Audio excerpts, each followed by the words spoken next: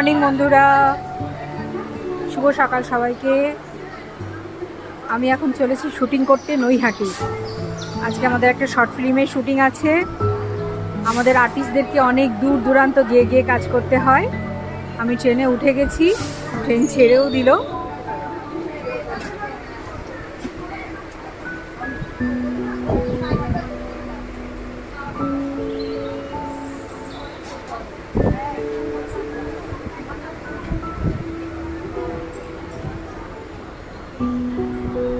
আজকে আমার বড়মার ওখানেই শুটিং আছে, বড়মার মন্দিরের একদম পাশেই। মনটা খুব আনন্দ হয়ে রয়েছে।